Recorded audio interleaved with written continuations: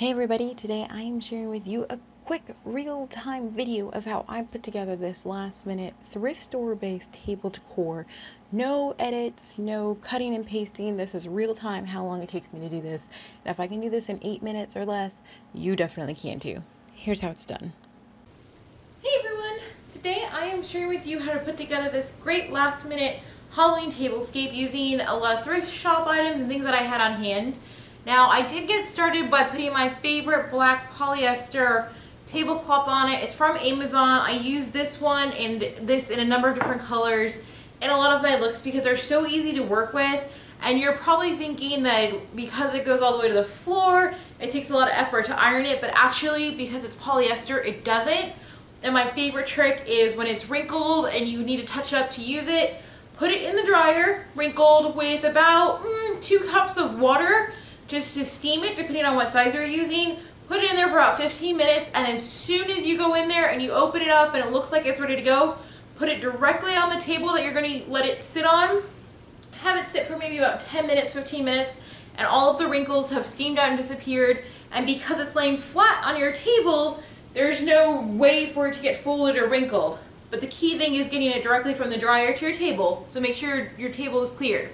So I've got this favorite tablecloth of mine, and look at how cute these are. I picked these up at the thrift store not too long ago, very cheap. I don't know why anybody would get rid of them, they're really cute. And I realized that I did actually have some napkins, also the same shade of darker orange, which I thought was kind of odd that they had the lighter orange and the darker orange, but then after thinking about it, actually worked out okay because I have these lovely napkins that I picked up from the thrift store super cheap. So I'm kind of showing you a few things in this tablescape, but one thing is one of my favorite ways to put together a napkin, and that's this way, with 2 napkins in it, which does not work with all napkin rings and all napkins, but what's good about this is obviously it looks great, but if you have nice thin napkins like these, I will show you how to create this look very simply, and then you get this wonderful fiery look. So all you have to do is take 2 thin napkins of whatever colors you're choosing and lay them on top of each other. And I'm doing it so that the corners don't match up, and that gives it a little bit more dimension. And then all you have to do is figure out, do you want this side, this black color up, or the orange out? Now because it's so close to the orange on here, but it's not quite exact, but it matches the orange in my pumpkin, I'm going to have the black side out first, and that'll provide a little bit more contrast for the table. So that's really easy to do. And I'm doing this in real time, so you see exactly how long it takes me to put one of these tablescapes together, because I promise this is a lot easier than you think. And the good thing about doing this napkin fold technique is if your napkins are a little wrinkly, nobody will really notice. See, another one done. And our last one here. Oh, and just so you know, while I'm working on this, not everything comes from the thrift store, and with that, these black napkins, totally got them for super cheap on Amazon. And I'm so glad I did because they perfectly match the polyester tablecloth here and are very easy to use. And if you've been following my tablescapes, you know that I use them a lot. So here's our final napkin. You can fluff it out as much as you like, and if you loosen it, you know, it gets more fluffy. It's whatever fiery look you want. Alright, so just going to discard some extra napkins off to the side for now. Okay, so the fun part, the centerpiece. This is going to be so easy. Just going to place 3 goblets, another thrift store find that I have, loosely on the table where I want them, just to kind of space this out. If you have oversized wine glasses, this will work. Really whatever you want. And I also have my go-to favorite black votives that I'm going to put on the other side. But I'm just going to leave them out of the way for a minute while I finish up these goblets. So with these goblets, I'm going to use my favorite gel beads. And all I'm doing is scooping my gel beads into the goblets. Now I already have these gel beads pre-soaked, so if you don't, order them now on eBay or Amazon or wherever you want to get them from cheaply, and have them ready to go. They don't take very long to hydrate. Depending on how many you do, it could be an hour or two. It could be overnight. It really just depends. I do, as always, recommend not doing this around small children or animals who don't know any better, because they're fun and they're bouncy and they're colorful colors and they look like treats. So how far up you fill this is up to you. I'm leaving a little bit of room in mine because I'm putting in a floating candle.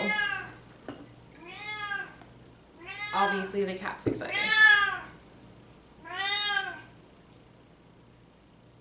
Okay. And do your best to get them even. And if you've not worked with gel beads before, I encourage you to try them out. They're a great alternative to using fresh floral in your centerpieces, and they're very affordable, and there's a lot of fun things you can do with them. It's just about being creative and finding containers that really accentuate the gel beads in them. Okay, so having a look at them, they're pretty darn close.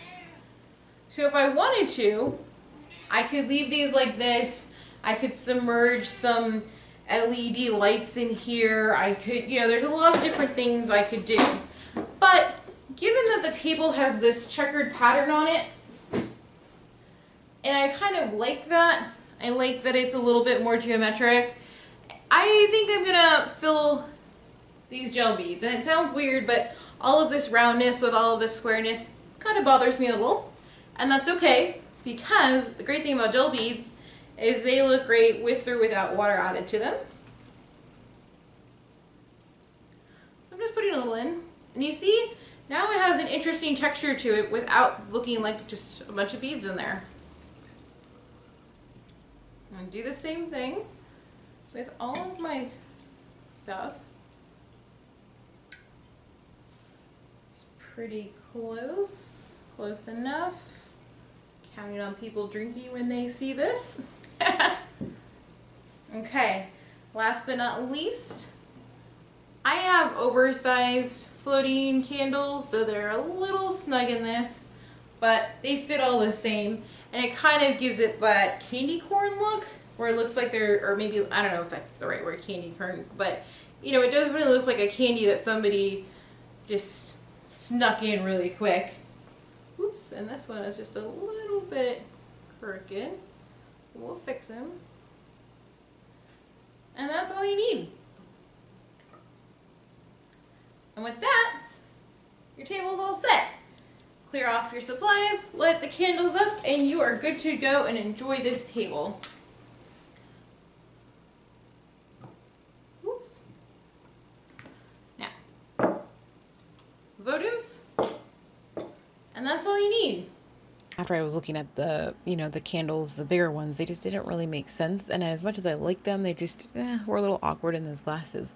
So I switched them out really quick with these floating votives that I picked up from an estate sale. And I think they're a way better choice. But other than that, this table is done, ready to go and be enjoyed. I really like how simple it is, so that way once you get sitting on the table, you can kind of rearrange things if you need to, or if you're putting a bunch of food out or something, it's easy to lift these goblets off and put them on a side table or something like that. I hope you guys enjoy.